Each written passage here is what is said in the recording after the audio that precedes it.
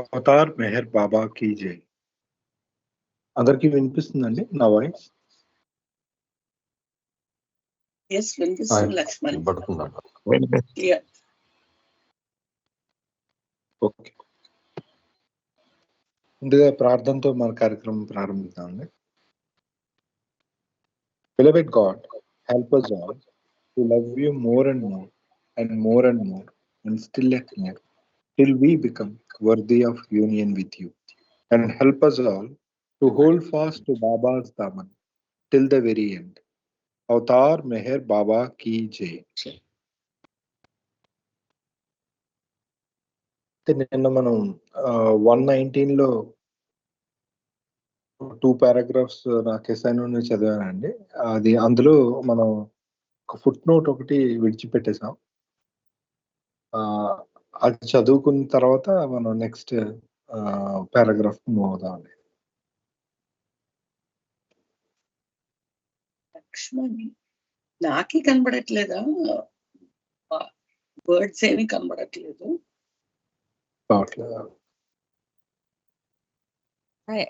కనిపించట్లేదు madam. Screen share అవ్వలేదు. Screen share అవ్వలేదు.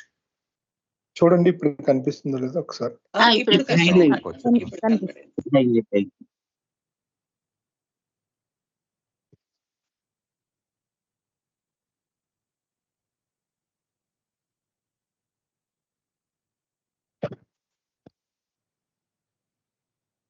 సార్, అయితే ముందు నేను ఈ పారాగ్రాఫ్ చదివిన తర్వాత ఒకసారి మీరు ఇంకేమైనా చెప్పాలంటే చెప్పచ్చు సార్. నాగేశ్వరరావు.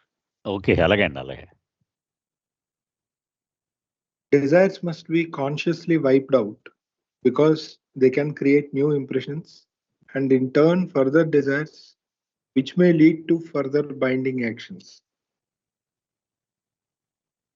అయితే ఇక్కడ కోరికలు ఏవైతే మనకున్నాయో ఆ కోరికల్ని మనం కాన్షియస్ గా ఎరుకతో అంటే తొలగించుకోవాలి.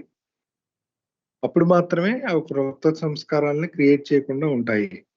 ఎందుకంటే మనం కానీ ఈ కోరికల్ని మనకేవి మనసులో అనిపిస్తే వాటిని మనం ఆచరణలో పెట్టినప్పుడు, కార్యరూపంలో పెట్టినప్పుడు అవి కొత్త సంస్కారాలని క్రియేట్ చేసి సృష్టించి మనం మళ్ళీ బంధనంలోకి వెళ్ళిపోయేలా, బంధింపబడేలా చేస్తాయి. కాబట్టి consciousness is preoccupied with such impressions and their physical expression rather than with the preoccupied with such impressions and their physical expression rather than with the real self. అయితే ఏమవుతుంది, ఈ కోరికల్ని మనం చూసుకునేటప్పుడు, కార్యరూపంలో పెట్టేటప్పుడు దీనివల్ల కొత్త సంస్కారాలు క్రియేట్ అయ్యి దేన్ని బంధిస్తుంది అంటే ఇవి ఆ చైతన్యం మీద, చైతన్యం యాక్చువల్ గా మానవ రూపం వచ్చేసరికి మనకు వచ్చిన పూర్తి చైతన్యం ప్యూర్ గా ఉండాలి. అంటే సంస్కార రహితంగా ఉన్నప్పుడే మనం మన అల్టిమేట్ గోల్ ని రీచ్ అవ్వగలుగుతాం. అంటే హూ యామ్ ఐ అనే ప్రశ్నకి ఐఎమ్ గాడ్ అనే ఆన్సర్ ని మనం తెలుసుకోగలుగుతాం. అలా తెలుసుకోవాలంటే మనకి పూర్తి అంటే ప్యూర్ చైతన్యం, స్వచ్ఛమైన చైతన్యం అనేది ఉండాలి.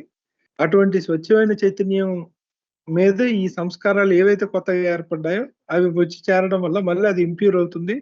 మన అల్టిమేట్ ట్రూత్ ని మనం తెలుసుకోలేకపోతాం. మళ్ళీ అది ఆ ఫిజికల్ ఎక్స్ప్రెషన్ కోరుకుంటుంది. సంస్కారాలు ఎప్పుడైతే ఏర్పడ్డాయో అది మళ్ళీ నేను వ్యక్తీకరింపబడాలి అని అనుకుంటే ఆ ప్రాసెస్ లో మళ్ళీ మన దృష్టి అనేది బయటికి వెళ్ళిపోతుంది తప్పిస్తే ఆ సెల్ఫ్ వైపు వెళ్ళడం జరగదు అనేది ఇక్కడ చెప్తున్నారు. If these impressions are wiped away consciously, the soul will then begin to perceive the truth and will begin to emancipate itself from the tyranny of worldly desires. ఎప్పుడైతే ఈ సంస్కారాలు అనేవి పూర్తిగా ఎరుకుతో తొలగింపబడినప్పుడు అప్పుడు ఆత్మ అనేది సత్యాన్ని గ్రహించడం మొదలు పెడుతుంది.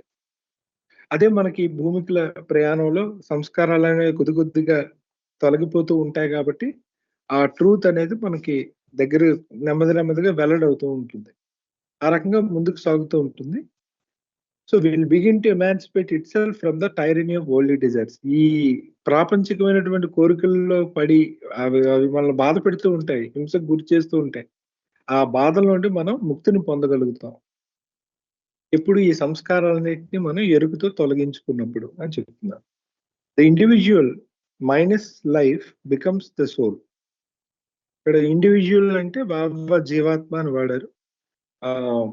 అంటే మొత్తం టోటల్ మన పర్సనాలిటీ ఏదైతే ఇప్పుడు మనకి మానవ రూపంలో కనిపిస్తూ ఉందో దీన్ని అంతటినీ కలిపి బాబా జీవాత్మ అనే వర్డ్ ని ఎంటర్ బాబా లిటరేచర్ లో జీవాత్మ అనే word includes soul plus mind plus energy plus matter.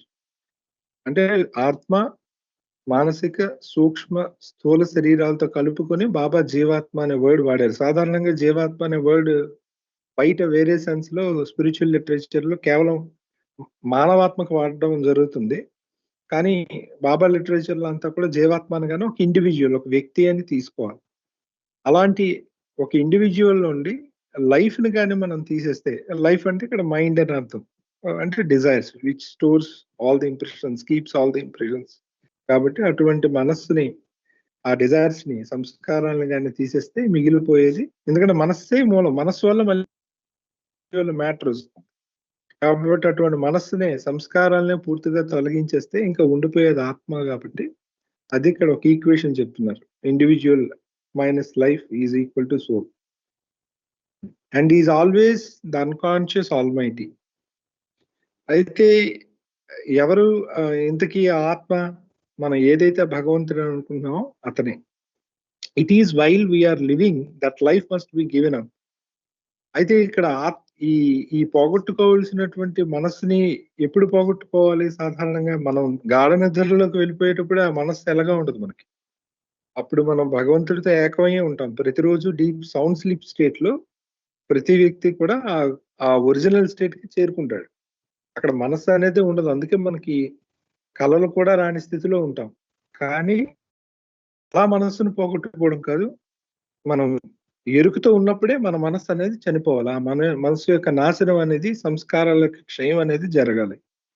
To renounce worldly desires while retaining consciousness of unconsciousness is the goal of life.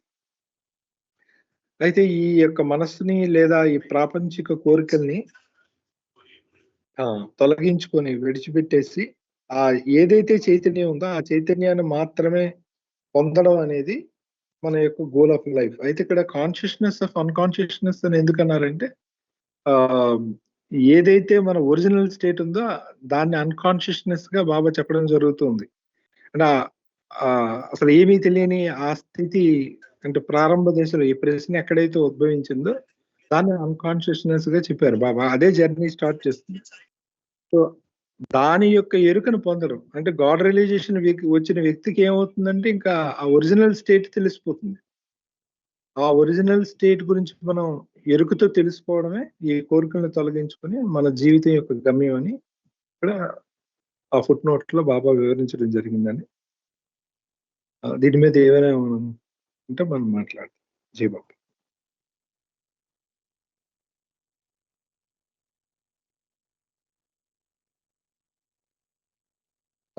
Dasu జై బాబా అండి. చెప్పండి సార్. వినబడుతుందా దాసు? ఓకే. అది ఇండివిజువల్ అంటే జీవాత్మ మైనస్ లైఫ్ అంటే విచ్ ఇస్ డిజైర్స్ అన్నప్పుడు అక్కడ అన్కాన్షియస్ ఆల్మైటీ అని వాడారు. మళ్ళీ లాస్ట్ స్టేట్మెంట్ లో to renounce worldly desires while retaining consciousness of unconsciousness is goal of life అన్నారు. అది కొంచెం కన్ఫ్యూజింగ్ గా అనిపించింది. అంతకు ముందుకు స్టేట్మెంట్ లో కూడా these impressions are wiped away consciously అన్నారు. అది అంటే ఏంటంటారు? అది కొంచెం అక్కడ వైప్డ్ అవే కాన్షియస్ అండి అన్నారు. If these impressions are wiped away consciously, అందులో ఏంటి సార్ క్వశ్చన్? అంటే ఏంటి కాన్షియస్లీ వైపింగ్ అంటే మనం చేసే ప్రయత్నం అన్నా అది ఎరుకతోనే తొలగించుకోవాలి కదా సంస్కారాన్ని. అంటే ఈ ఇల్యూజన్ లో ట్రావెల్ చేస్తూ మనిషిని పెట్టాలి. ఇప్పుడు మనం సఫరింగ్ అనేది ఏదైతే ఉందో, మరి స్పిరిచువల్ పాత్ అంతా సఫరింగ్. ఎందుకంటే సంస్కారాలు తొలగించుకుంటూ ఉంటే చాలా బాధగా ఉంటది కదా. ఈ ప్రాసెస్ చేసి వెళ్ళాలి ఖచ్చితంగా ముందుకి. అది ఈవెన్ ఒక ఇండివిజువల్ గా సాధన చేసేవాడైనా ఏ మార్గంలో కానీ, లేదా గురువుని పట్టుకున్నా సరే గురువుతో లైఫ్ ఏమి చక్కగా ఉండదు. Only thing Hmm. ఏంటంటే వీడు సొంతంగా ఆలోచించాల్సిన పని ఉండదు. గురువుతో ఉన్నాడు, పూర్తి భారం ఆయన మీద ఉంటుంది. ఆయన ఏం చెప్తే అది చేస్తాడు. కానీ సఫరింగ్ అయితే తప్ప దాన్ని సిద్ధపడే ముందుకు అడుగులు వేయాలి. అప్పుడే సంస్కారాలు తొలగుతాయి. అంటే ప్రయత్నం అనేది ఎరుగుతోనే జరగాలని ఇక్కడ చెప్పడం. ఏ రకంగా ప్రయాణం చేసినా ఆధ్యాత్మిక ప్రయాణం ఎరుగుతోనే చేయాలి. ఆ ఎరుగుతో చేసే ప్రాసెస్ లోనే సంస్కారాలు తొలగించుకోవాలి. ఈ రెండోది వచ్చేటప్పటికి జీవాత్మ మైనస్ సోల్ అనేటప్పుడు, అదే మైండ్ అనేటప్పటికి డిజైర్స్, కాన్షియస్ ఆల్మైటీ అని ఎందుకు అనలేదంటారు? అది ఎందుకంటే మనకి జర్నీ విమ్ వచ్చిన తర్వాత 2 స్టేట్స్ ఫామ్ అవుతున్నాయండి మనకి. ఒకటి Okay. అన్కాన్షియస్, మీరు ఏ బి అని 2 మనకి అవును. చదువుకున్నారు కదా.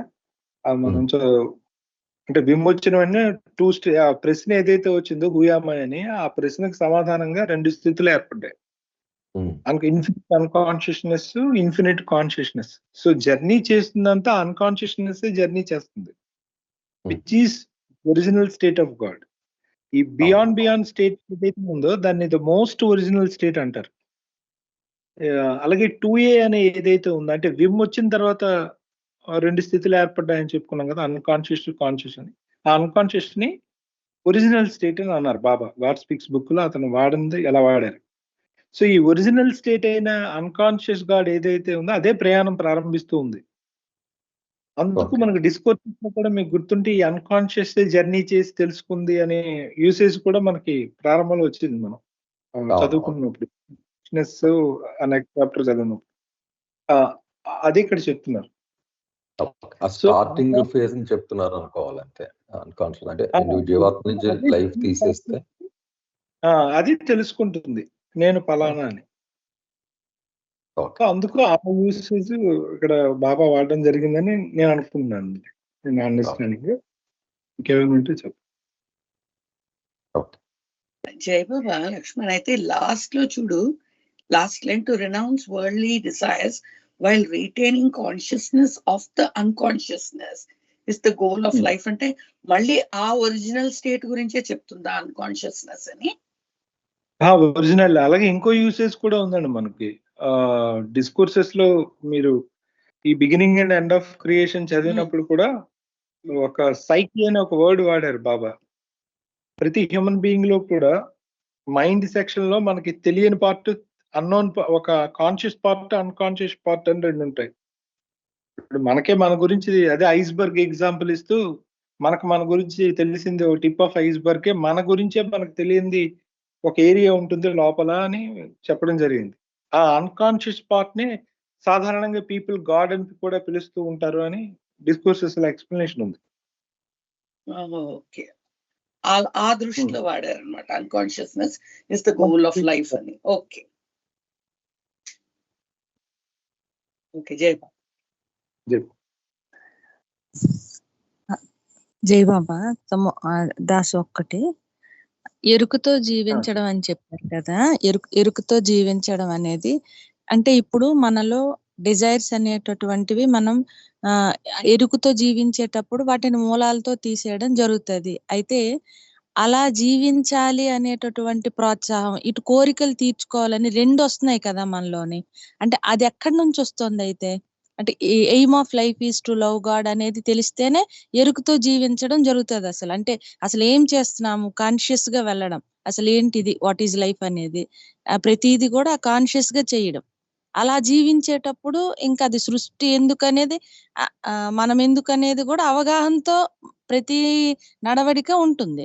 అయితే ఆ లోపల నుంచి ఆ ప్రోత్సాహం అది ఎలాగ అన్కాన్షియస్ గాడే ఉంటే మరి అక్కడ అది ఎక్కడి నుంచి వస్తుంది? ఆ తోపు సంస్కారాలు ఉన్నాయి కదా ఉదయ, అవి ఖర్చు పెట్టమని అడుగుతాయి కదా మేడం. డిజైర్స్ తీసుకో, అనుభవించని అంటాయి. ఉన్నాయి కదా నీకు ముందు నుంచి, ఖర్చు ఉండగా కూడా ఉన్నాయి కదా. అవి మూలాల నుంచి అవి తీసేసుకోవాలి అనేటటువంటి ఆ స్పృహతో జీవించడం అనేది అది ఎలా వస్తుంది? అది ఎలా మనం ఎలా జీవించగలం అలాగా అంటున్నాను. అంటే అది మన లైఫ్ లో తీసుకోవాలంటే అది హౌ? అది ఎలా? సద్గురు హెల్ప్ అండ్ స్లోగా మనకి ఈ విరక్తి వస్తూ ఉంటది కదా. ఈ ఫిజికల్ వరల్డ్ అంటే మెటీరియలిస్టిక్ వరల్డ్ మీద చూసి అనుభవించి ఏదో రోజున మనకి విరక్తి వస్తుంది కదా. ఆధ్యాత్మిక మార్గంలోకి వెళ్ళాక అది స్లోగా జరుగుతుంది. మన అదృష్టం కొద్దీ సద్గురు దొరికితే probably the process becomes a little more easier అని నేను అనుకుంటున్నాను. జై బాబా. అలా అంటారు. ఇప్పుడు అక్క మీరు అడిగిన దాంట్లో ఫస్ట్ది జర్నీ ప్రారంభమైనప్పుడే విమ్ వచ్చినప్పుడే అసలు ఆ రావడమే తను తాను తెలుసుకోవాలి అనే ఒక డిజైరే లోపల నుండి ఇదంతా డ్రైవ్ చేస్తుంది కదా. అది స్టార్టింగ్ విమ్ అంటే he wants to be conscious of himself. That itself is the driving force అన్నమాట. సో దాంతోనే ఇవన్నీ దాటుకొని చివరికి హ్యూమన్ ఫామ్ వచ్చింది, ఫుల్ కాన్షియస్నెస్ వచ్చింది. ఆ తర్వాత ఈ సంస్కార ఫోర్స్ చేస్తుంటే ఎక్స్పీరియన్స్ చేయమని పునర్జన్మలు ఎత్తుతూ ఉన్నాం. అయితే ఈ పునర్జన్మలు ఎత్తుతున్న ప్రాసెస్ లో మనకు ఆ సంస్కార ఖర్చు అవుతూ ఉన్నాయి. ఈ ఎక్స్పీరియన్సెస్ తో విరక్తి కలుగుతూ ఉంది. ఇది పొందాలి, అది అనుభవించాలనుకుంటున్నాం. అంటే మనం ఒక సెర్చ్ చేస్తూనే ఉన్నాం కదా. ఒక వెతుకులాటే కదా జీవితం అంతా కూడా. మీరు ప్రాక్టికల్ గా మాట్లాడదామని అనుకుంటే ప్రతి మనిషి వెతుకుతున్నాడు, ఏదో వెతుకుతున్నాడు. అది ఏరో డబ్బు అనుకోండి, పేరు అనుకోండి, ఏ సుఖాలు అనుకోండి, ఏదైనా కానీ. కానీ వాడికి ఆన్సర్ రావట్లేదు. ఏంటి వెతుకులాట అంతా కూడా హుయమయ్యే కదా. ఇందులో ఉందేమో, ఇందులో ఉందేమో అనుకుంటున్నాడు. కాదనుకున్నవన్నీ వదిలేస్తూ ఉన్నాడు. రియలైజ్ అవుతున్నాడు వాటి యొక్క ఇంపర్మనెన్సీని. ఇవేవి కూడా శాశ్వతం కాదు, ఇవేవి నాకు పర్మనెంట్ ఆనందాన్ని ఇవ్వటం లేదు అని అనుకుంటున్నాడు కాబట్టి వెతుకుతూ ఉన్నాడు. ఆ వెతుకులాట్లు ఎప్పుడైతే సంస్కారిక బడ్డని తగ్గుతూ ఉందో ఆ కాన్షియస్నెస్ లిటిల్ బిట్ అది ఇంట్రోవర్ట్ అవుతుంది కదా, అంతర్ముఖం అవుతుంది. దాని అంతర్వలితము అంటారు కరెక్ట్ వర్డ్ అయితే. ఇన్వల్యూట్ అవ్వడం అంటే లోపలికి వెళ్ళిపోతుంది. అంటే బయట ఇంకేమి లేదురా బాబు, ఇంకా అన్ని ఎక్స్పీరియన్స్ చేస్తాడో లేదో తెలియదు కానీ ఇంకా లేదు ఇందులో అయితే నేను వెతుకుతుంది కాదు అని. సో ఇలాగ తెలియకుండానే మనం వెళ్తూ ఉన్నాం. అయితే ఒకానొక మూమెంట్ లో ఈ గ్రంథాల వల్ల కానీ లేకపోతే ఈ గురువు సాంగత్యం వల్ల కానీ తెలుసుకుంటాడు. ఈ కంప్లీట్ పిక్చర్ వస్తుంది లైఫ్ మీద. ఓకే, నేను ఇందుకోసం వచ్చాను, ఇది పొందడానికే వచ్చాను అని తెలిసినప్పుడు ఇంకా అతను పెట్టే ప్రతి ఎఫర్ట్ కాన్షియస్ గానే పెడతాడు. వాళ్ళే మనం యాస్పిరెంట్స్ అని అంటున్నాం కదా. బయట చాలా మంది కనిపిస్తూ ఉన్నారు. ఆర్ బాబా దాంట్లో కానీ వేరే ఎక్కడ కానీ ఒక స్పిరిచువల్ యాస్పిరెంట్ అని మనం చెప్తున్నాం అంటే తాను ఇచ్చితో నేను అటువైపు అడుగులు వేసి నేను దీనికోసం వచ్చాను భూమి మీదకి, ఆ గోల్ నేను పొందాలి అనే ఉద్దేశంతోనే కదా. ఇప్పుడు ఎంత ఎర్లీ మార్నింగ్ లేచి అంటే ఏదో తెలుసుకోవాలి, బాబా ఏదో చెప్పాలనుకుంటున్నారు కదా. ఈ జరుగుతున్న సాధనలు కానీ నేను ప్రాక్టీసెస్ కానీ వీళ్ళు పురోగమిస్తున్నారంటే there is a conscious effort.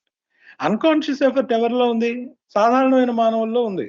వాళ్ళు ప్రాపంచికంగా బ్రతికేస్తున్నారు, తెల్లవారులేస్తున్నారు, వాళ్ళకి ఏవో డిజైర్స్ ఉన్నాయి, ఆ డిజైర్స్ ని ఫుల్ఫిల్ చేసుకోవడానికి వాళ్ళ జర్నీ మొదలు పెడుతుంది. ఈ సత్యాన్ని తెలుసుకున్నవాడు ఎరుపుతో చేస్తాడు, ఆహా నేను ఇందుకోసం ఉన్నాను, ఇది చేయాలి అని. ఆ మోటివ్ తప్పకుండా ఉంది కాబట్టి తెలుసుకున్నాడు. ఇప్పుడు తెలుసుకొని చేస్తున్నాడు, వాడు తెలియకుండా చేస్తున్నాడు. ఆ విషయమే ఇక్కడ చెప్తున్నారు అనిపిస్తుంది. విల్ టు బి కాన్షియస్ అని వాడారండి బాబా డిస్కోర్సెస్ లో Lakshman. Will to be conscious అదే నడిపిస్తుంది అనమాట. అంటే ఇప్పుడు చేప అది నీటి నుంచి బయటపడిపోయిన తర్వాత రకరకాల ప్రయత్నాలు చేస్తూ ఉంటుంది, అటు గెంతుతుంది ఇటు గెంతుతుంది. కానీ అన్నిటికీ మెయిన్ ఏంటంటే నీటిని తిరిగి చేరిపోవాలి అనేటువంటిది దాన్ని నడిపిస్తూ ఉంటుంది చేపని కదా, తిరిగి నీటిని చేరిపోవాలి అది. సో మనకి ఈ ప్రయాణంలో ఏది ఎప్పుడు మనకు తగిలినా ఆ రూట్ నుంచి, ఆ సీడ్ నుంచి వచ్చిందే ఇదంతానండి. ఓకే, క్లుప్తంగా ఇది చెప్పేస్తానండి లక్ష్మణ్ 2 లైన్లో. చాలా ఎక్కువ డిస్కషన్ అయింది కాబట్టి దేని గురించి. ఇక్కడ సంస్కారాల గురించి బాబా చెప్తూ ఏమన్నారంటే సంస్కారాలు కోరికలు ఒకటే అన్నట్టుగా ఇక్కడ చెప్పారు బాబా. అది ఈ సంస్కారాలు కొత్త సంస్కారాలను పుట్టిస్తూ ఉంటాయి. ఇది అంతులేని ప్రక్రియగా నడుస్తూ ఉంటుంది. ఇది ఇలా జరగకుండా వీటిని తొలగించాలి అంటే గనక అది మనం ఏమి చేయాలి అనేది చెప్తున్నారు. దానికి ఏం చెప్తున్నారంటే ఈ సంస్కారాలను వ్యక్తం చేసేటువంటి ప్రక్రియ అవగాహనతో కూడి ఉండాలి అది. అంటే నాకు అర్థమైంది, ఒక చిన్న ఉదాహరణ చెప్తానండి. అవగాహన అంటే ఎక్కువ డిస్కోర్సెస్లో ఇది డిస్కస్ చేశారు బాబా. ఒకడికి ఆల్కహాల్ అంటే వ్యసనం అయిపోయింది. అయిపోతే వాడు 2 రకాలుగా దాని నుంచి వదిలించుకోవడానికి ప్రయత్నం చేయొచ్చు. ఒకటి ఆ వీధికే వెళ్ళకుండా ఆ బీరు, ఆల్కహాల్ షాప్ ఎక్కడైతే ఉందో ఆ వీధికి వెళ్ళడం మానేసాడనుకుందాం. అది ఒక రకమైనటువంటి ప్రయత్నం. రెండోది అసలు ఆల్కహాలు అది అంత అవసరమా మనిషికి? ఇది కాదు. దీనివల్ల ఇన్ని అనర్థాలున్నాయి, ఇన్ని నష్టాలున్నాయి అని అవగాహన తెలుసుకొని దాన్ని మానేయడం. ఈ 2 రకాలున్నాయి. సో, మొట్టమొదటిది అది అపరిపక్వమైనటువంటి ప్రయత్నం అవుతుంది అది. ఎందుకని? అది మళ్ళీ ఇంకొక వీధిలో బార్ షాప్ పెట్టాడనుకోండి, మళ్ళీ అక్కడికెళ్ళిపోతాడు వాడు. ఎందుకంటే వాడి అవగాహనతోటి కూడినటువంటిది కాదు అది. వాడి ప్రయత్నం. కానీ రెండోది అవగాహనతో కాన్షియస్‌గా. అంచేత మళ్ళీ వాడు ప్రలోభపడేటువంటి పరిస్థితి ఉండదు. అది అది అవగాహన అంటే అదనమాట. కాన్షియస్‌లీ. అప్పుడు చేస్తే గనక మనం బయట పడవచ్చు అని చెప్తూ అది ఈ విషయాన్ని బాబా చెప్పారు. అంచేత చిట్ట చివరి జీవిత గమ్యం ఏమిటంటే ఈ జీవాత్మ ఈ సంస్కారాలని వదిలించుకొని ఆ చైతన్యాన్ని మాత్రమే అట్టే పెట్టుకుంటే అది గమ్యం అవుతుంది అని చెప్పారు. అయితే దీనికంటే ముందు లక్ష్మణ్ ఒక్క మాట, నిన్న ఒక క్వెషన్ ఒకటి వచ్చింది కదండీ మనకి. నిన్న ఒక షిరీన్ దాని గురించి ఒక్క మాట అనుకోని ముందుకు వెళ్ళిపోదాం మనం ఇప్పుడు. అంటే అది ఇన్‌కంప్లీట్‌గా ఉండిపోయిందేమో అని అనిపించింది. అందులో 2 పార్ట్‌లు అడిగాడండి ఆయన ఆ ప్రశ్న. మొట్టమొదటి పార్ట్ ఏంటంటే 4వ భూమిక యొక్క శక్తులను దుర్వినియోగపరిచినట్లయితే అది అధోగతికి పతనం అయిపోతాడు అని చదువుకున్నాం. అంటే నిజంగా అతను రాయి అయిపోయి రాతి రూపముతో మమేకమయ్యి మళ్ళీ అన్ని రూపాలు దాల్చుకుని రావాల్సినదేనా అని first part question. Yes, god స్పీక్స్‌లో బాబా చెప్పిన ప్రకారము అంతే. అతను మళ్ళీ రాయి అవ్వాల్సిందే. రాయి అయిన తర్వాత ఖనిజము, వృక్షము, క్రిమి, చేప, పక్షి, జంతువు, మానవుడు మళ్ళీ అవ్వవలసిందే. రెండో పార్ట్ ఏంటంటే మరి ఇలాగా ఒక జీవాత్మ అధోగతికి పతనమైపోతే మరి మిగిలినటువంటి ఆ ఆత్మతో సంబంధాలున్న మిగిలినటువంటి జీవాత్మల పరిస్థితి ఏమిటి అని అడిగాడు. అయితే మనము చదివి మనం అర్థం చేసుకున్నంత వరకు కూడా అది చాలా పెద్ద ఉపద్రవమే కదా. లింకులన్నీ ఉంటాయి. వీడికి కొడుకుగా పుట్టాలి, వీడికి భర్తగా ఉండాలి, వాడికి తమ్ముడుగా ఉండాలి, ఇవన్నీ లింకులు ఉంటాయి. వీడు సడన్గా రాయిపోయాడు. రాయిపోతే వీళ్ళందరి పరిస్థితి ఏమిటి? సో, ఈ రీఅడ్జస్ట్‌మెంట్ అనేటువంటిది అతి భయంకరమైన ప్రక్రియ. ఇది మాస్టర్స్ చేతిలోనే ఉంటుంది. Perfect masters. అందుచేతే అది వాళ్ళ బాధ్యత కాబట్టి ఈ 4వ భూమికి వాళ్ళ యొక్క శక్తుల వినియోగము, దుర్వినియోగం మీద వాళ్ళు ఎప్పుడూ నిఘా పెట్టి ఉంచే బాధ్యత కూడా వాళ్ళే తీసుకుంటారు. సద్గురువులే చూస్తూ ఉంటారు ఈ అనర్థం జరగకుండా. ఎందుకని చాలా పెద్ద రీఅడ్జస్ట్‌మెంట్ అవసరమవుతుంది. అది.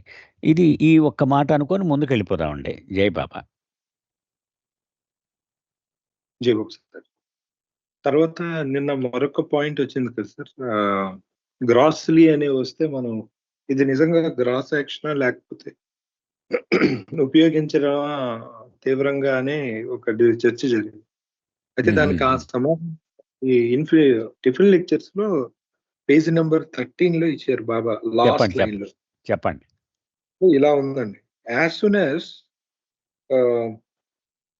The desire to make miracles takes gross form అని ఉంది. అంటే ఇక్కడ ఆ 4th ప్లేన్ గురించి మాట్లాడుతున్నారు. అప్పుడు అది అంటే స్థూల రూపాన్ని కానీ దాలిస్తే ఆ కోరిక ఏదైతే వచ్చిందో ఆ కోరికని అంటే బ్రాకెట్లు ఇచ్చారు, that is gets put in to action. దాన్ని కానీ కార్యరూపంలో కానీ పెడితే గ్రాస్ రూపంలోని కార్యరూపంలో అంటే స్థూలమైన యాక్షన్ కానీ అతను చేస్తే అప్పుడు అతను పతనం అయిపోతాడు అని ఉందండి. సో మనం దాన్ని గ్రాస్ గానే తీసుకోవాల్సి ఉంటుంది. Okay, very good, very good. Tiffin lectures page number 13 last line continuation 14 లో ఉంది.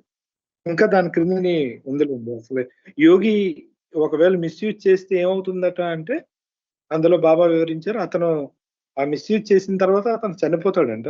చనిపోయిన తర్వాత అప్పుడు అతను చైతన్యం అనేది నిర్వీర్యం అయిపోయి అంటే రాయి స్థాయికి దిగిపోతుంది. దట్స్ 100% అనుకుంటే అది మళ్ళీ 0.1కి ఎంతకు వెళ్ళిపోయి ఆ చనిపోయిన తర్వాత అతను మళ్ళీ రాయి రూపాన్ని తీసుకుంటాడట. కరెక్ట్. మధ్యలో కుదరదు కాబట్టి. ఓకే. అతను అని వివరణ కూడా టిఫిన్ లెక్చర్స్ లో బాబా ఇచ్చారు. Thank you. అయితే స్థూల కాన్షియస్నెస్ ఉంటుందంటారా అప్పుడు? మరి అదే కదా నిన్న డిస్కషన్, అసలు ఉండదు కదా స్థూల కాన్షియస్నెస్. మరి ఇంకోటి ఎలా ఉంటుందో అలాగే ఉంటాడు. కాదు కదా, అతను ఆ తప్పు చేసినప్పుడు స్థూలం రిలేటెడ్ గా చేస్తే ఇది కదా జరిగేది, అన్ని డ్రాప్ చేసేసి మళ్ళీ రాయి అయిపోవడం. మనం నేను డిస్కస్ చేసింది ఏంటంటే అతనికి అసలు స్థూల కాన్షియస్నెస్ ఉండదు కదా, సూక్ష్మంలో ఉంటాడు కదా అంతాన్ని. స్థూలంలో చేయడానికి ఎలా ఉంటుందో అవకాశం అన్నది ప్రశ్న రామారావు గారు ఎవరు అడిగారు కదా. అంటే మీరు చెప్పేదాన్ని బట్టి స్థూలంలో ఎఫెక్ట్ అయ్యేలాగా అతను ఏమన్నా చేస్తే వెంటనే ఇంకా అది డ్రాప్స్ బాడీ వెనక్కి వెళ్ళిపోతాడు, అలా కదా మీరు చెప్పేది? అవునండి. అంటే అక్కడ ఇంకా ఎక్స్ప్లెనేషన్ గాడ్ స్పీక్స్ లో కూడా ఉంది దానికి సంబంధించి. ఆ పాయింట్స్ అన్ని చెక్ చేస్తే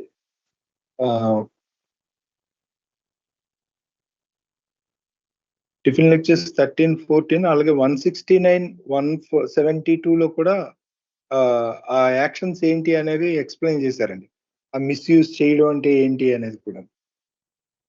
సో అయితే ఇప్పుడు అతనికి మీరు గాడ్ కాన్షియస్నెస్ ఉండదు కదా అని అంటున్నారు కదా, అదే కదా క్వశ్చన్ మీరు అంటే డిస్కషన్ కూడా దాని మీద జరిగింది ఎక్కువ. గ్రాస్ కాన్షియస్నెస్ ఉండదు అంటే మేబీ అందులో ఇంకో కొంచెం ఎడిషనల్ ఇన్ఫర్మేషన్ కూడా ఉందండి. ప్యూర్ గ్రాస్లో ఎంగ్రాస్ అయిపోవడం ఒకటి, అంటే ఇది గాడ్ స్పీక్స్ లో ఇచ్చిన ఎక్స్ప్లెనేషన్. అబ్జార్బ్ అయిపోతే దాన్ని మనం మజ్జూబ్ స్టేట్ అని కానీ మస్త్ స్టేట్ గా చెప్తాం. అలా కాకుండా అతను గ్రాస్ ని చూస్తుంటాడు, కాకపోతే గ్రాస్ ని ఎలా చూస్తాడంటే ఎనర్జీగా చూస్తూ ఉంటాడు. అతనికి కుర్చీ కనిపిస్తుంది, ఎదురుగా ఉన్న మనుషులు కనిపిస్తారు, బట్ అతను చూడడం, పర్సన్ ని పర్సీవ్ చేయడం, అతను క్యాప్చర్ చేయడం ఒక ఎనర్జీ రూపంగా చూస్తూ ఉంటాడు. ఇప్పుడు సేమ్ ఒకే మూవీని దేన్నైనా ఒక చంటి పిల్లాడికి పెద్దవాడికి చూడడానికి తేడా ఉంటుంది. ఆ లోపల సటిలిటీస్ ని పెద్దవాడు గ్రహించగలుగుతూ ఉంటాడు, సినిమాలో స్టోరీ వెనకతలు ఏమవుతుంది అనేది. ఆ సూక్ష్మతని కే విశ్వనాథ్ ఏం చూస్తున్నాడు అనుకోండి, ఆ వెనకతలో ఉన్న ఆర్ట్, ఆ శంకరాభరణం ఏదో చూస్తున్నప్పుడు ఆ సూక్ష్మతలన్నీ కూడా ఒక పెద్దవాళ్ళకి అర్థం అవుతాయి. చంటి పిల్లాడు ఆ స్క్రీన్ మీద కనిపించే బొమ్మల వరకే పరిమితం అవుతాడు. ఆ విలన్ ఎమోషన్స్ గానీ, ఆ జరుగుతున్న కథ ఏంటి, కథనం ఏంటి అనేది పెద్దవాళ్ళు గ్రహించగలుగుతారు. అదే విధంగా ఈ సటిల్ కాన్షియస్ అనే పర్సన్ ప్రతిదీ ఎనర్జీ రూపంలో చూస్తాడు. గ్రాసుని చూడడం అంటే అలాగా ఇది అసలు కనిపించదని కాదు.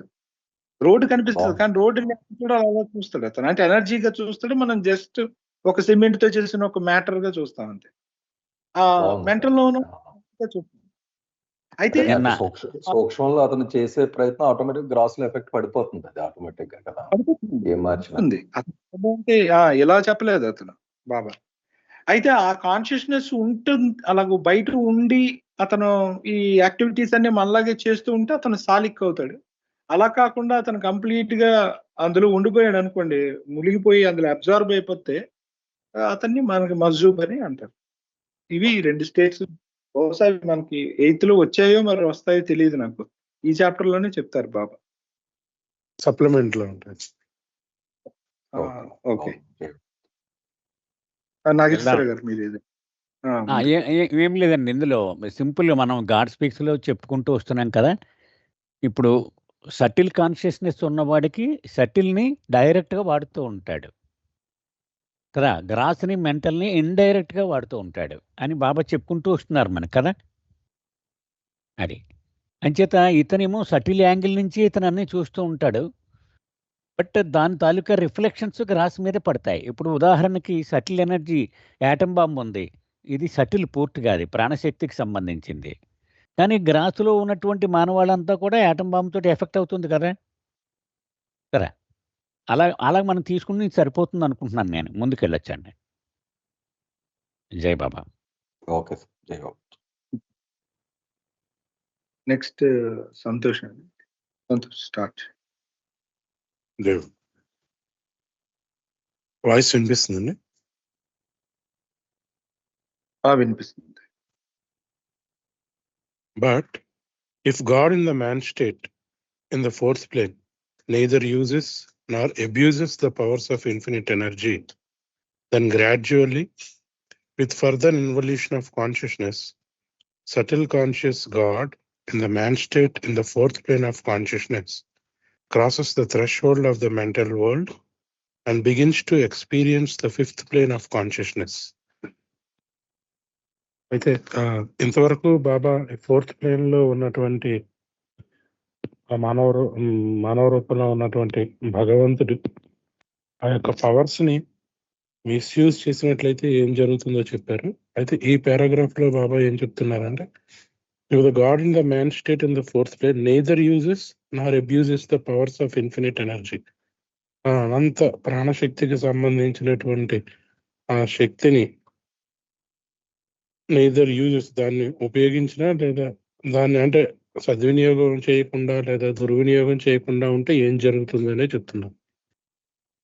Then gradually with further involution of consciousness అప్పుడు ఈయన యొక్క చైతన్యం మరింత అంతర్ముఖమై subtle conscious god in the man state in the fourth plane of consciousness అంతవరకు 4 భూమికలో ఉన్నటువంటి సూక్ష్మ ఎరుక గల భగవంతుడు crosses the threshold of the mental world and begins to experience the fifth plane of consciousness. అప్పుడు ఏం జరుగుతుందట అంటే ఈ 4వ భూమిక మీద ఉన్నటువంటి మానవుడు ఆ థ్రెషోల్డ్ ఫోర్త్ ప్లేన్ ని ఈ సూక్ష్మ ప్రపంచానికి మానసిక ప్రపంచానికి మధ్య ఉన్నటువంటి గడపతో పోల్చడం జరిగింది. ఆ గడపని దాటుకుంటూ ఆయన 5వ భూమిక చైతన్యంలోనికి అంటే ఈ మానసిక ప్రపంచంలోనికి ఎంటర్ అవుతాడు అని చెప్పేసి ఈ పారాగ్రాఫ్ లో చెప్తున్నాను. కంటిన్యూ చేస్తాను. The fifth and the sixth planes of consciousness are fundamentally the planes of the mental spheres of the mind. అయితే ఈ 5 మరియు 6 చైతన్య భూమికలు ఏవైతే ఉన్నాయో అవి ప్రాథమికంగా ఈ మనస్సుకు చెందినటువంటి ఈ మానసిక భువనానికి చెందినవి. In the mental world,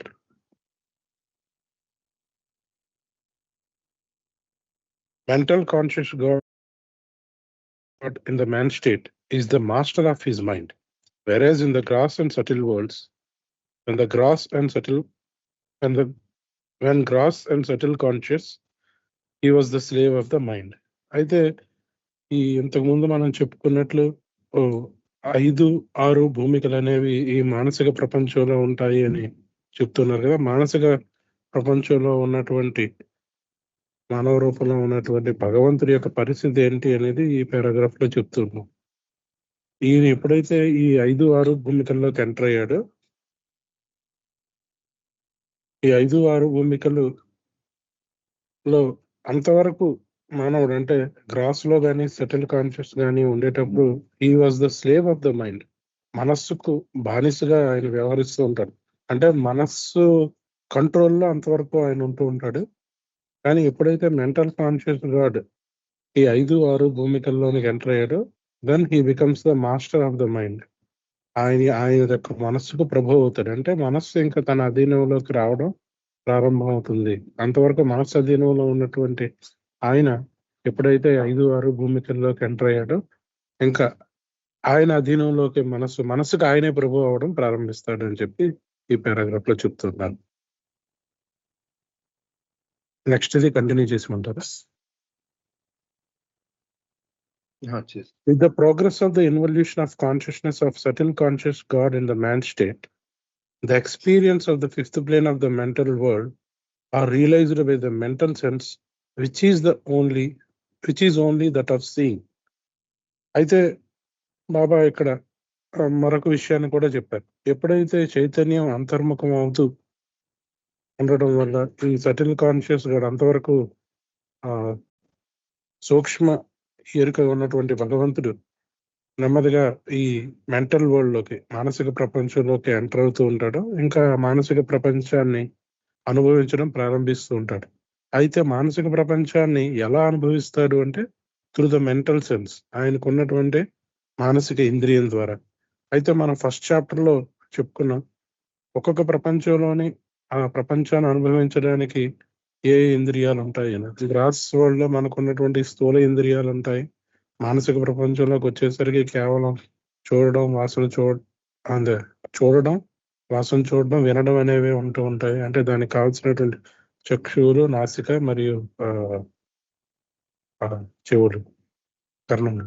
అయితే ఇక్కడ మానసిక ప్రపంచానికి వచ్చేసరికి ఉన్నది ఒకే ఒక ఇంద్రియం. అదేమిటి అంటే సెన్స్ ఆఫ్ సీయింగ్, చూడడం మాత్రం జరుగుతుంది.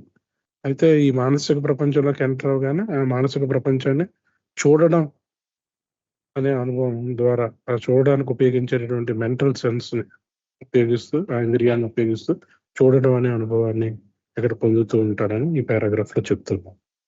జై భారత్. జీవం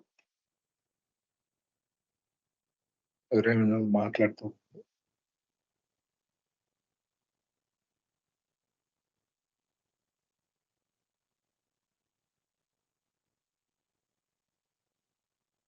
పారాగ్రాఫ్ కూడా ఒకసారి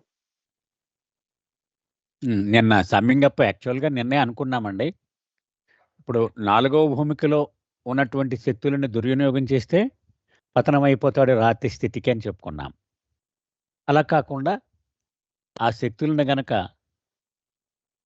నియంత్రించుకొని సద్వినియోగం కానీ దుర్వినియోగం కానీ ఏమీ చేయకపోతే అతను 5వ భూమికలోనికి నేరుగా అడుగు పెడతాడు. అలా కాకుండా సద్వినియోగం చేస్తే అతనికి ఇన్సెంటివ్గా నేరుగా 6వ భూమికలోనికి ప్రవేశం ఉంటుంది అని నిన్న మనం చదువుకున్నామండి. అదే విషయం ఇక్కడ చెప్తున్నారు. అయితే మనం 1, 2, 3, 4 ఈ 4 భూమికలు కూడా ఇవి సూక్ష్మ ప్రపంచానికి సంబంధించినవి, సటిల్ వరల్డ్. 5, 6 పూర్తిగా మానసిక ప్రపంచానికి చెందినవి ఈ 2 కూడా. అయితే బాబా తేడా చెప్తున్నారు. ఏమిటి మానసిక ప్రపంచము అంటే 5వ భూమికకు ముందు వరకు అంటే స్థూల చైతన్యములో గాని, సూక్ష్మ చైతన్యములో గాని ఉన్న జీవాత్మలన్నీ కూడా మనసుకు బానిసలుగా ఉంటాయి. కానీ ఒకసారి మానసిక ప్రపంచంలోకి అడుగుపెడితే అంటే 5లోకి అడుగుపెడితే 5, 6లో ఉన్న వాళ్ళందరూ కూడా మనసుకు ప్రభువులుగా ఉంటారు వాళ్ళు. వాళ్ళు ఏమాత్రమే ఇక బానిసగా ఉండరు. అలాగే ప్రతి ప్రపంచంలోనూ కూడా స్థూల ప్రపంచము, సూక్ష్మ ప్రపంచము, మానసిక ప్రపంచము సంబంధిత ప్రపంచం యొక్క అనుభవాలు పొందడం కోసము ప్రత్యేకించినటువంటి ఇంద్రియాలు ఉంటాయి అని చెప్పారు. మనం మొట్టమొదటి నుంచి చెప్పుకుంటూనే వస్తున్నాం. అది ఈ స్థూల ఇంద్రియాలు అంటే మనకు తెలుసు ఇవన్నీ. అలాగే సూక్ష్మ ఇంద్రియాలు అంటే కళ్ళు, ముక్కు, చెవులు, ఈ 3. ఇక్కడికి వచ్చేటప్పటికి ఈ మానసిక ప్రపంచంలో చూడడము అంటే 5లోకి ఎంటర్ అవ్వగానే వాడికి పనిచేసే ఇంద్రియము చూడడం మాత్రమే. అది ఇక్కడి వరకు సమ్మప్పండి. జై బాబా.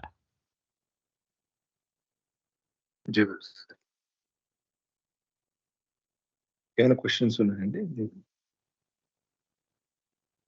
జై బాబా సార్, ఇప్పుడు మీరు అన్నట్టుగా సూక్ష్మ ప్రపంచంలోకి ఎంటర్ అయ్యాక ఈ స్థూల ఇంద్రియాలు కాకుండా వాళ్ళు సూక్ష్మ ఇంద్రియాలు వాడతారు అని అనుకున్నాం కదా. మరి ఇక్కడ మానసిక ప్రపంచానికి వెళ్తే మళ్ళీ ఏమైనా ఆ ఇంద్రియాలు వేరే మానసిక ఇంద్రియాలు అని ఉంటాయా? ఈ సూక్ష్మ ఇంద్రియమే అది పనిచేస్తుందా సార్? నెక్స్ట్ పేరాలో వివరంగా చెప్తున్నారండి బాబా. అది ఓకే సార్. నెక్స్ట్ అండి గజలక్ష్మి గారు ఉన్నారండి? జై బాబా అండి, వినపడుతుందండి? వినిపిస్తుంది. స్టార్ట్ చేయండి. In the man state, when God is mental conscious, he is not conscious of the gross or subtle bodies, but he does work through the gross body and subtle body, not directly, but on and from the mental plane. ఈ మానవ స్థితిలో భగవంతుడు మానసికగా చైతన్యవంతుడైనప్పుడు తను ఈ స్థూల శరీరము మరియు సూక్ష్మ శరీరంతో పని చేయకుండా దాని యొక్క కానీ అతను ఈ స్థూల శరీరము మరియు సూక్ష్మ శరీరంతో మాత్రం పనిచేస్తూ ఉంటారు. చైతన్యం లేకపోయినప్పటికీ పని మాత్రం చేస్తుంటారు. అది ఎలాగా డైరెక్ట్ గా కాకుండా అంటే నేరుగా కాకుండా ఈ మానసిక భూమిక నుండి ఈ స్థూల శరీరాన్ని సూక్ష్మ శరీరాన్ని మన చైతన్యాన్ని ఉపయోగిస్తూ ఉంటారండి. So if mental conscious God in the man state is not conscious of the gross and the subtle bodies, and therefore does not realize the experiences of the gross and subtle worlds. ఇది స్థూల మరియు సూక్ష్మ శరీరాల యొక్క చైతన్యం లేకపోవడం వలన ఈ ఈ యొక్క ప్రపంచంలోని అనుభవాలను అతను అనుభవించలేరు, అతను అర్థం చేసుకోలేరు. He still can unconsciously utilize the gross body through various aspects of the gross. అయినప్పటికీ తనకి తెలియకుండానే ఈ గ్రాస్ బాడీ ద్వారా ఈ స్థూల శరీరం ద్వారా స్థూల ప్రపంచంలోని విషయాలని గ్రహిస్తూ ఉంటారు.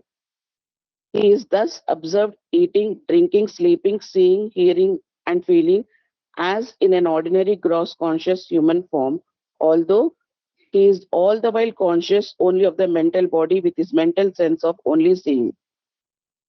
దీనికి ఎగ్జాంపుల్ ఏం చెప్పాలంటే, ఏం జరుగుతుందంటే స్థూల ప్రపంచంలోను సూక్ష్మ ప్రపంచంలోనికి కాన్షియస్నెస్ లేకపోయినప్పటికీ దాన్ని అనుభవిస్తున్నారు అని అంటే ఏం చేస్తున్నారు అని అంటే, అతను తినడం, తాగడం, పడుకోవడం, చూడడం, వినడం మరియు ఏదైనా అనుభవించడం అన్నది జరుగుతూ ఉంటుంది.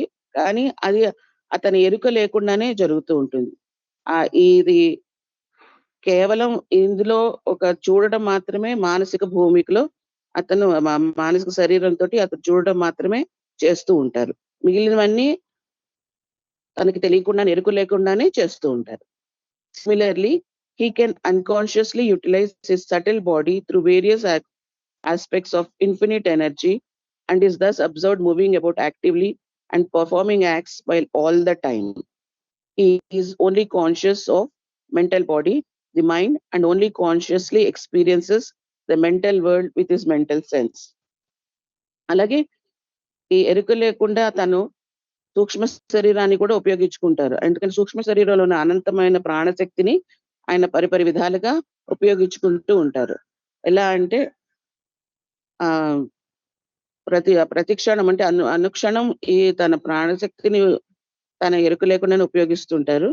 మానసిక ప్రపంచంలో ఉంటూ తన మానసిక భావంతో. Mental conscious God in the man state in the mental sphere has now only one sense, that is of seeing. ఈ మానసిక చైతన్యం కలిగిన భగవంతుడు మానవ స్థితిలో ఉన్నప్పుడు ఈ మానసిక భవనంలో ఉండగా ఆయనకి ఒకటే ఒక సెన్స్ ఉంది, అది ఏంటంటే చూడడం మాత్రమే. ఇది ఒక్కటే అతను చేయగలుగుతూ ఉంటారు. In the sixth plane of consciousness, the mind persists through the fifth plane of consciousness. ఈ ఐదవ భూమికలో మనసు పూర్తిగా నిమగ్నమై ఉంటుంది. In the sixth plane of consciousness, the mind itself becomes the inner eye and sees God. ఆరవ భూమికలో ఈ మనసు పూర్తిగా ఒక inner eye and sees God, భగవంతుడిని చూసే కనిపించి కనుక ఉంటుంది. In the seventh plane of consciousness, the mind is annihilated. ఏడవ భూమికలో మనసు పూర్తిగా నశిస్తుంది.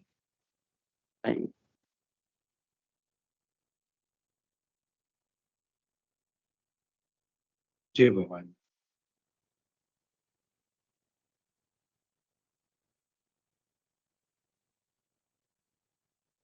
ఏమైనా క్వశ్చన్స్ ఉన్నాయండి దీని మీద మాట్లాడతారా?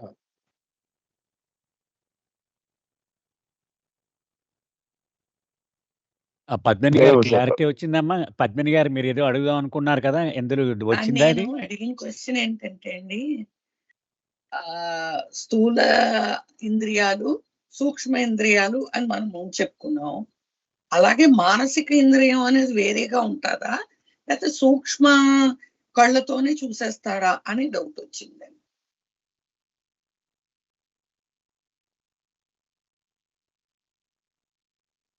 లేదు, ఇన్నర్ ఐ అన్నారు కదండి, వేరే అది. అది సిక్స్త్ ప్లేన్ వచ్చాక అన్నారు, మరి ఫిఫ్త్ ప్లేన్ లో వాడు అది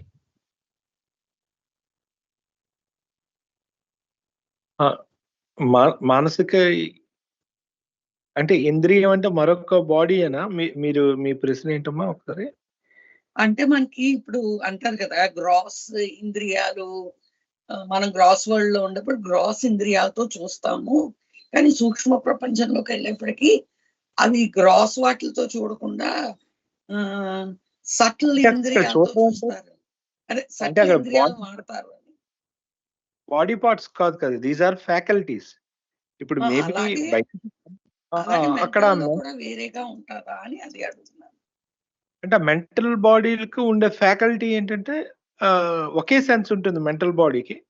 అంటే మెంటల్ బాడీ కాన్షియస్ ఉన్న పర్సన్ ఉండే ఫ్యాకల్టీ సెన్స్ ఓన్లీ సీయింగ్ అనే సెన్సే ఉంటుంది అతనికి. ఆ సీయింగ్ అనే సెన్స్ అనేది దానికి అంటే ఆ బాడీలోకి ఉండే నేచరే అతను దేన్నైనా చూస్తాడు. ఎందుకంటే అది థాట్ రూపంలో ఉంటుంది కాబట్టి, ఆర్ ఫీలింగ్ రూపంలో ఉంటుంది కాబట్టి దానికి అక్కడ సీయింగ్ అనేది వాడారు. సో అంటే నాకు ఇందులో మీ ప్రశ్న అర్థం కాలేదు. నేను జయబాబు అండి, అనుకుంటున్నాను వేరే నేను ఒక ఇంద్రియాలు విషయం ఉంటాయి చెప్తాను. అనుకుంటున్నాను అది. జయబాబు అండి, ఓకే. పద్మిని గారు, ఇది దివ్య దృష్టి అని చెప్పుకోవచ్చండి. సీయింగ్ ఇన్ మెంటల్ స్పియర్ అంటే అది మన ఆ, ఆ, స్థూల శరీరంలో ఉన్న కళ్ళతో కాదు, దివ్య దృష్టితోటి. అంటే ఆయనకి అంతా అది తప్ప మిగిలింది ఏది కనిపించదు. కాబట్టి ఈ రకంగా మనం దివ్య దృష్టి అని అనుకోవచ్చు. జయబాబు అండి. ప్రాబబ్లీ నేను ఇన్నాళ్ళు వేరేగా అలా ఆలోచించాను, వేరే ఇంద్రియాలు ఉంటాయి అన్నట్టుగా. ఇప్పుడు ఓకే, ఫ్యాకల్టీ అంటే సరిపోయినట్టు అనిపిస్తుంది. రైట్. ఇంకెవరైనా ఇదే మాట్లాడతారా? ఇదే ఇదే జయబాబు అండి, అంటే ఇదే దాన్ని అండి. ఇప్పుడు మనకి సటిల్ పెయిన్ లో సీయింగ్, హియరింగ్, ఇవి ఈ 3 సెన్సెస్ గురించి మాట్లాడుకున్నాం కదా. అలాగే ఇప్పుడు సీయింగ్ అంటున్నాం. మామూలుగా మనం గ్రాస్ సెన్స్ లో ఏ విధంగా వాడతామో అదే సెన్స్ లో దాన్ని దాని మీనింగ్ కాదు కదండి. More than that. అంటే ఆ ఇంద్రియాల్ని, దానికి సంబంధిత గ్రాస్ ఇంద్రియాల నుంచి చేసే పనే మనం చేసే ఆ ఫ్యాకల్టీనే ఎక్సర్సైజ్ చేస్తున్నాం అనుకుంటున్నాం. కానీ I think it's beyond that కదా. ఎస్, అవునండి. అంటే మనకి ఈ కాన్షియస్నెస్ ఉండడం వల్ల సీయింగ్ అంటే ఈ సెన్స్ లోనే అర్థం చేసుకున్నాం. But that mental seeing is completely different from God seeing, right? అక్కడ యాక్చువల్గా మనం అనుకున్నామండి, సీయింగ్ అంటే పర్సీవింగ్. రైట్, అవునండి. మనం ఫస్ట్ ప్లేన్స్ అప్పుడు డిస్కస్ చేసినప్పుడు గుర్తుంది నాకు. సీయింగ్ అంటే మనం కళ్ళు ఉపయోగించి చూడడం కాదు. We perceive god only. When we contact any object we perceive god only in that. అది అయితే సీయింగ్ అయితే దాన్ని కొంచెం మనం ఈ రకంగా అర్థం చేసుకోవడానికి మేబీ అంత అబ్స్ట్రాక్ట్ గా లేదు. హియరింగ్ లేదా స్మెల్లింగ్, దాన్ని ఏ రకంగా అర్థం చేసుకోవాలండి? అంటే ఈ సటిల్ ప్లేన్ సెన్సెస్ గురించి. అదే అలౌకిక సెలెస్టియల్ మ్యూజిక్ వినడం అన్నట్టుగా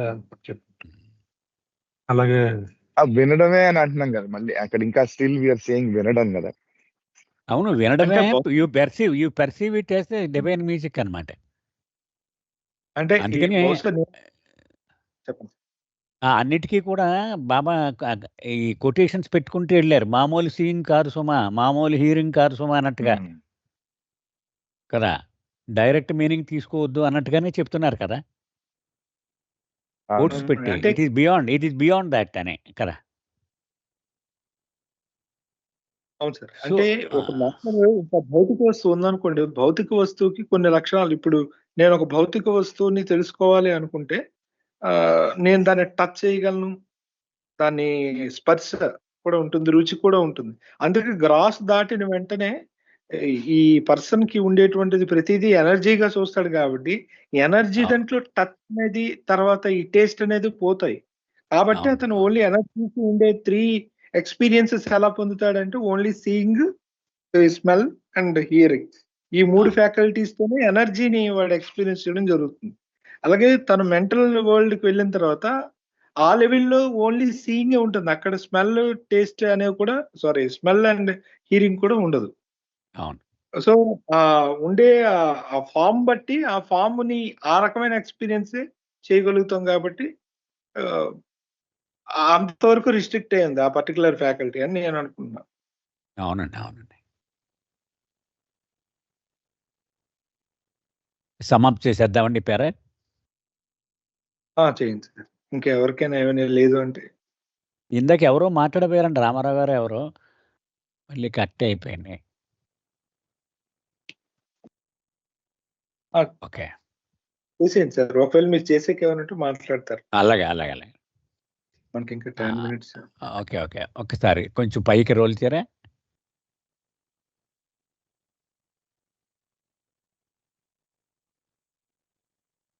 ఎస్, అదే. సో ఈ మానవ ఎరుక కలిగినటువంటి ఈ ఆత్మ యొక్క పరిస్థితి గురించి ఈ పేరాలో బాబా వివరించి చెప్తూ ఉన్నారు. మొట్టమొదటి నుంచి మనం చెప్తూ ఉన్నట్టుగా ఇతనికి 3 శరీరాలు ఉంటాయి, కానీ మానసిక శరీరం యొక్క ఎరుక మాత్రమే ఉన్నటువంటి పరిస్థితి గురించి ఇప్పుడు డిస్కస్ చేస్తున్నారు. మనం ఒకటే రూల్ కదా, ఈ 3 శరీరాలు ఉన్నప్పటికీ ఏ శరీరం యొక్క ఎరుకైతే ఉందో ఆ శరీరాన్ని నేరుగా అతనికి ఎరుక కలిగి ఉంటాడు, దాని నుంచి అనుభవాలు నేరుగా పొందుతూ ఉంటాడు. మిగిలిన 2 శరీరాలు ఇండైరెక్ట్గా వాడుకుంటూ ఉంటాడు, అతనికి ఎరుక లేకుండానే అనేటువంటిది మనం మొట్టమొదటి నుంచి కంటిన్యూ అవుతూ ఉంది. అది అంటే ఇప్పుడు మానసిక ఎరుక కలిగినటువంటి ఈ జీవాత్మ ఇది నేరుగా మానసిక ఆ ఫ్యాకల్టీని, ఆ మైండ్ అనే ఫ్యాకల్టీని వాడుకుంటూ ఉంటుంది, కానీ ఇండైరెక్ట్గా గ్రాస్ బాడీని, సెటిల్ బాడీని కూడా వాడుకుంటూ ఉంటుంది. ఉదాహరణకు ఇప్పుడు మహమ్మద్ మస్త్ ఉన్నాడు అనుకుందాం మనం, అతను 5th ప్లేన్లో ఉన్నాడు. 5th ప్లేన్ అంటే మానసిక భవనం, కానీ అతను భోజనం పెడితే తింటూ ఉంటాడు. మరి అదేంటి? అదే ఇక్కడ చెప్తున్నారు, అతనికి తెలియకుండానే. మస్తులు ఎవరికీ కూడా వాళ్ళు భోజనం చేస్తున్నామన్న విషయం తెలియదు. అందుచేత మండలి వాళ్ళకి బాబా చాలా ట్రైనింగ్ ఇచ్చేవారు మస్తులకు భోజనం పెట్టాలంటే. చిన్న చిన్న ముద్దలు చేసి, చంటివాడు కొత్తగా వాడు గోరు ముద్దలు మింగడం నేర్చుకున్నప్పుడు ఎంత జాగ్రత్తగా పెడుతుంది తల్లి, అలాగే తినిపించాలి మస్తులకి. వాళ్ళకి తెలియదు, వాళ్ళు నువ్వు పెట్టింది తింటున్నారు అనుకుంటున్నావు, కానీ వాడికి ఇది ఏది సంబంధం లేదు అని చెప్పేవారు బాబా. అంచేత వాళ్ళ గొంతుకు అడ్డుపడిందండి చనిపోతారు సుమా, జాగ్రత్త జాగ్రత్త అని చెప్తూ ఉండేవారు. అది ఇక్కడ మనం అర్థం చేసుకోవచ్చు అనమాట. సో వాళ్ళు తినడము, తాగడము, నిద్రించడము, ఈ కళ్ళు వాడి చూడడము, చెవులతో వినడము, ఇవన్నీ మనం గమనించొచ్చుగాక. కానీ వాళ్ళకి ఎంత మాత్రము నేరుగా వీటి మీద నియంత్రణ కానీ అవగాహన కానీ వాళ్ళకి ఉండదు. వాళ్ళు మనసు ద్వారానే ఇవన్నీ చూస్తూ ఉంటారు, మనసు ద్వారానే ఇవన్నీ చేస్తూ ఉంటారు సుమా. అది అలాగే ఎలాగైతే ఈ స్థూల శరీరాన్ని ఇలాగ ఇండైరెక్ట్గా వాడతారో, సూక్ష్మ శరీరాన్ని కూడా ఇండైరెక్ట్గా వాడుతూ ఉంటారు. అంటే నాకు అవగాహన అయినంత వరకు వాళ్ళు ఎరుక లేకుండానే సూక్ష్మ శరీరాన్ని వాడి వాళ్ళు ఎన్నో కొన్ని అద్భుతాలు చెయ్యవచ్చుగాక. మనకి తెలియదు అది, అతనికి కూడా తెలియదు అది. అతను ఎందుకంటే మానసిక ఇంద్రియం నుంచి ఇవన్నీ చేస్తున్నాడు అతను. కారణము మానసిక ఎరుక కలిగినటువంటి మానవుడికి అతనికి ఉన్నదల్లా ఒకే ఒక్క ఇంద్రియము, అది చూడడం మాత్రమే. అది 5వ భూమికి అంతా కూడా ఈ ఇంద్రియమే నడిపిస్తూ ఉంటుంది. 6వ భూమికి వచ్చేటప్పటికి ఈ చూడడం ఈ మనసే ఈ ఈ అంతర్నేత్రముగా మారిపోయి భగవంతుణ్ణి అనునిత్యము చూస్తూ ఉంటుంది. 7వ భూమికి వెళ్ళేటప్పటికి ఈ మనసు కూడా రాలిపోతుంది, మనోనాష్ అయిపోతుంది. ఇది సార్ క్లుప్తంగా దీని sum up. Now any discussion? Okay,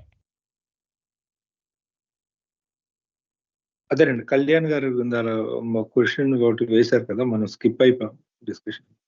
so ఇప్పుడు సీయింగ్ అనేది mental seeing it's quite different from physical seeing, gross seeing అనుకున్నారు. అలాగా ఈ సటిల్ హియరింగ్ ని, సటిల్ స్మెల్ ని, గ్రాస్ దాంతో ఇంకా బియాండ్ గా అది కూడా ఉంటూ ఉంటుంది. దాన్ని ఎలా అర్థం చేసుకోవాలి, ఇదే కదండి మీరు అడిగింది? కరెక్ట్ సార్, అవునండి. సో అయితే బాబా మనకి ఒక లెవెల్స్ ఆఫ్ అండర్స్టాండింగ్ అని మనకు ఒకటి చెప్పారు. ఈ ఫిజికల్ లెవెల్లో మనం ఏదైనా ఎక్స్పీరియన్సెస్ ని మళ్ళీ మనం అర్థం చేసుకోవడం ఉంటుంది కదా ప్రతిదాన్ని. ఈ గ్రాస్ లో ఉండేవాడంతా కూడా ఇంటెలెక్ట్ వాడుతూ ఉంటాడు దేన్ని అర్థం చేసుకోవడానికి. అలాగే సటిల్ లోకి వెళ్తే ఒక్కొక్క దానికి ఒక పేరు పెట్టారు బాబా. లోవర్ ఇన్స్పిరేషన్ అన్నారు, ఇన్సైట్ అన్నారు, ఇంట్యూషన్, ఇలాంటి వర్డ్స్ యూజ్ చేయడం జరిగింది. కాబట్టి డెఫినెట్ గా వినడం అనేది జరిగితే ఈ వినడం లాగా ఉండకపోవచ్చు, ఇంకా మోర్. ఇప్పుడు అదే మళ్ళీ చూడడం అనేసరికి వచ్చేసరికి ఒక చిన్నపిల్లాడు, పెద్దవాడు ఒక పిక్చర్ చూశారు అనుకోండి, ఫిజికల్ గా ఇద్దరు నోటీస్ చేస్తారు, అది కలర్స్, దాని స్క్వేర్, అది ఎన్ని సెంటీమీటర్స్ విడ్త్ ఉంది, లెంత్ ఉంది. These are all gross characteristics అందులో. బట్ ఆ చూడడంలో ఇంకా సటిల్ గా, ఇంకా హయ్యర్ లెవెల్లో చూడడం అనేది, ఆ గ్రహించడం అనే దాంట్లో మనం ఈ సీయింగ్ ని ఇంటర్ప్రిట్ చేసేటట్టు, ఈ స్మెల్ లో కానీ, సౌండ్స్ ని మనం వినడంలో కానీ ఇంకా మోర్ ఫ్యాకల్టీస్ ఉంటాయి. ఎందుకంటే ఇక్కడ ఇవి కూడా మారుతుంది కదా, ఇంటెలెక్ట్ లెవెల్లో కాదు కదా హీరింగ్. అదే మనకి ఊహ కూడా చేసే కెపాసిటీ లేదు వాటి గురించి కదండి. ఎందుకంటే మన గ్రాసలోనే ఉండిపోయాం కాబట్టి అంటే ఊహించడం కూడా ఇంటెలెక్ట్ ఏదో కరెక్ట్. సంథింగ్ అతను వింటాడు. మీరు చెప్పింది అందుకే బాగుందండి, మీరు చెప్పింది బాగుంది. అది ఇంటెలెక్ట్ అనేటువంటిది మనకు అనుభవంలో ఉంది, బట్ ఇన్స్పిరేషను, ఇన్ట్యూషను ఇవి మనకు అనుభవంలోకి ఇంకా రాలేదు మనకి కదా. అవును. అవి వచ్చినప్పుడు ఇవి అర్థం అవుతాయేమో మరి, తెలియదు మరి. ఓకే, మోర్ సెన్సిటివ్ గా ఆ సెన్సిబిలిటీ అనేది పెరుగుతుంది లోపలికి వెళ్తున్న కొద్దీ. అప్పుడు ఇంకా ఆ హీరింగ్ అవును. డిఫరెంట్ గానే ఉంటుందని.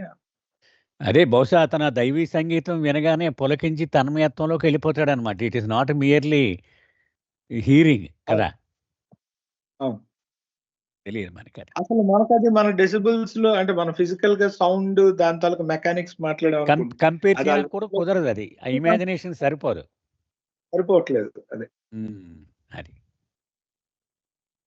ఓకే, టైం చూసుకోండి. ఆల్రెడీ ఇంకా టైం అయిపోతుందండి. సో అలా అయితే మనం ఇంకా ఒక పారాగ్రాఫ్ ఉండిపోయింది గజలక్ష్మి గారిది, అది మనం వచ్చే వారం కంటిన్యూ చేద్దాం. ఇంకేమీ లేదంటే మనం క్లోజ్ చేద్దాం. 2 minutes ఉంది.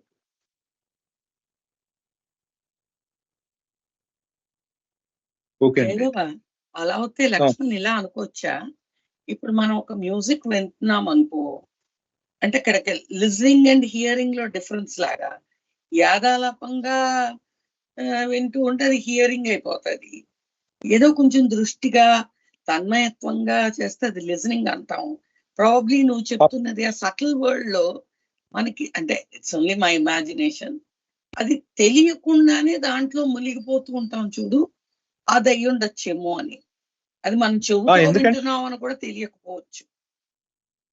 ఇంకే వేరే ఫ్యాకల్టీ వాడుతున్నాం అసలు వాటికి. మనం వాడుతున్న లోపల అదే మారిపోతూ ఉంది కాన్షియస్నెస్ చేంజ్ అవ్వగానే. సో అది మన అనుభవంలో ఉంది కాబట్టి మనం దాని గురించి చెప్పలేము. అయ్యా అది అవన్నీ త్రూ ద మైండ్ అవన్నీ మనం వాడుతున్నాం. త్రూ ద మైండ్ అని ఫ్యాకల్టీలోంచి వాడుతున్నాం కదా, అది అంచేత మనకి ఇమాజినేషన్ లోకి రావట్లేదు. జై బాబా అండి, జై బాబా, జై బాబా, జై బాబా. వచ్చే వారం కలుద్దాం. అందరికీ జై బాబా. జై బాబా, జై బాబా, జై బాబా. బాబా